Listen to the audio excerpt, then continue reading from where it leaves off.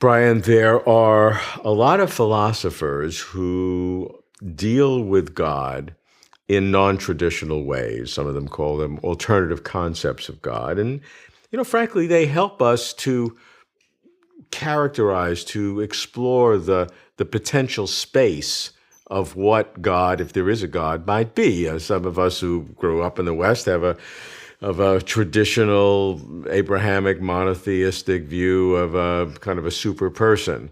And some of the philosophers have very different views. So I want to run through some of these and see what we can say.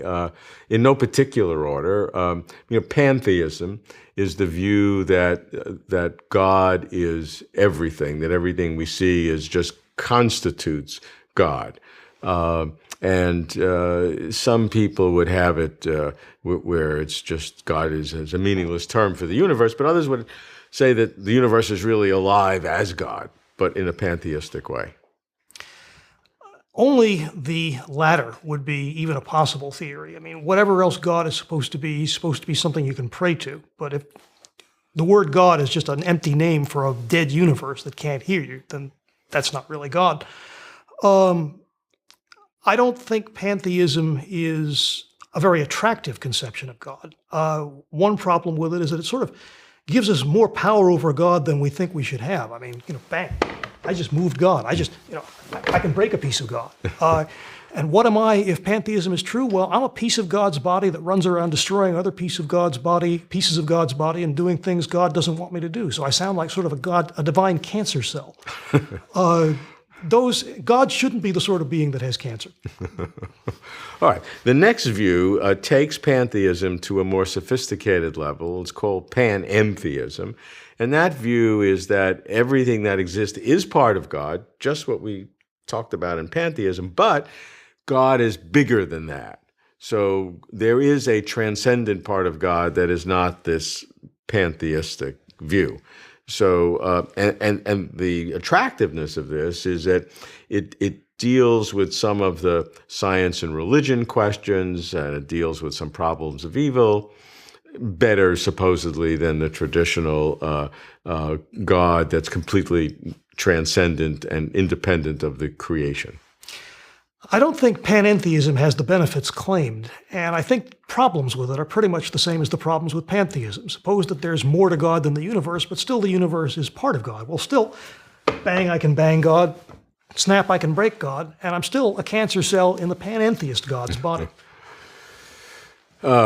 Some philosophers take the Christian religion and try to make it more, shall we say, acceptable to a scientific worldview. So some would talk about Christian naturalism or a Christianity where God is not a person. I don't think that's a possible version of Christianity. Jesus called God his Father. That's a personal designation. If you're not going to go to Jesus for what God is, then you're not dealing with a Christian conception of God. So whatever Christian naturalism might be, I don't think it's really a version of Christianity. How about where Christianity would have God in a much more abstract way? I'm not sure quite how they do that, but it would be where God is what we see in the Bible is just a fiction or made up by the people then, but there is something but it is not a person. Certainly not everything in the Bible is to be taken literally. The question, though, is sort of how much you parse away and say is just the myth.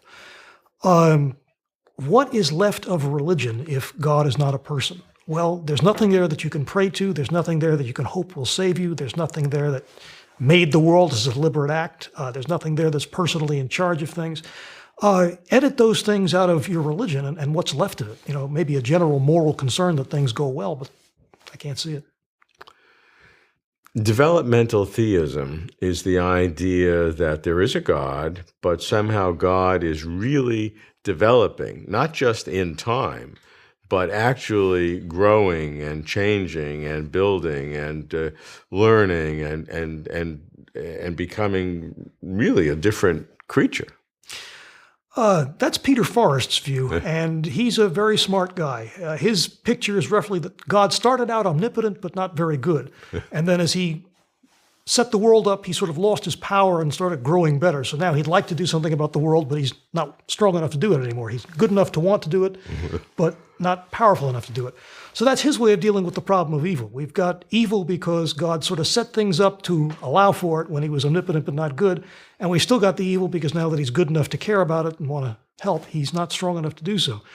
That is a possible answer to the problem of evil. I would say that it's giving up a lot in the concept of God. So I'd want to be very sure that sort of more traditional approaches were not viable before I made that move.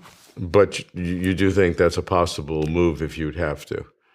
Before you gave up God, you'd be willing to go that way, but you don't want to go that way until you exhaust everything else. Right. There's the view that God may exist in the form exactly as you believe it as a monotheistic Christian. But more fundamental to ultimate reality than even God is the Platonic good, that there is a principle that precedes God. And as one of its causative acts in some way, it created God, or God came about in order to fulfill the good, that there's an impulsion in reality to do good, to create good. And everything is generated from that value. So value is predominant in the universe or in reality. Value may well have created God, and God may well have created universes. That's John Leslie's view, Axiarchism. My comments on that are, first, at least as I conceive God, it's part of the definition of God that he's the ultimate reality. And so if there's something more ultimate than what Leslie's calling God, then what Leslie's calling God isn't something I would recognize as God by my conception of God at any rate. But it still might be a being with many interesting properties. If Leslie's got a story to tell about how value could bring it about that this other thing exists. When he first broached the position, I think back in the 70s, he simply was asking, well, how do we know that value couldn't bring something about without there being an efficient cause causing that result? And now, 40-odd years later, he still hasn't gotten any further with explaining that than asking the same question. I don't see how value by itself could be effective in the world. He hasn't explained how value itself can be effective in the world. So I think that's a serious problem for him. The view that God's hiddenness is because God is supposed to be a God of love shows that such a God doesn't exist, but that there may in fact be some ultimate value in the universe called ultimism, is a view that is in one sense atheistic, but not anti-supernatural, that there may be some supernatural foundations to the world, but it is atheist because of the hiddenness of God. The hiddenness argument against God's existence is a very serious one. It's not a version of the problem of evil, but it's like the problem of evil in the sense that it basically says there's something about the world that is there that you wouldn't expect to be there if God is perfectly good. In the one case, it's evil. In the other case, it's simply that God is not manifest.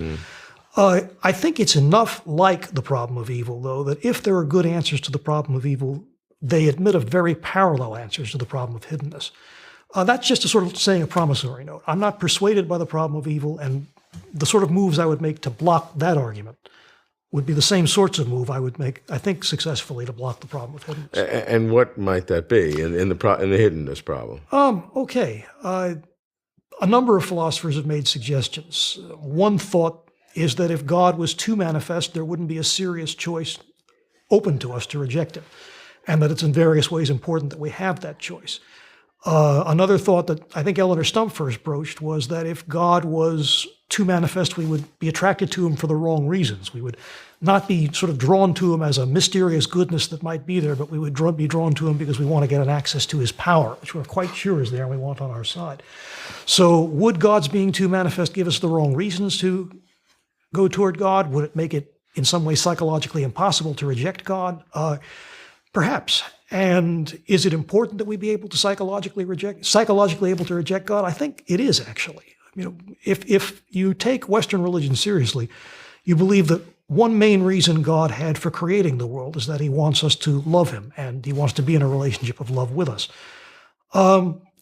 There's no such thing as genuine love that you're simply coerced, forced, pushed into. You've got to have a free choice to say no and walk away. In God's case, maybe the only way you could really psychologically take seriously walking away is if you weren't all that sure that he was there.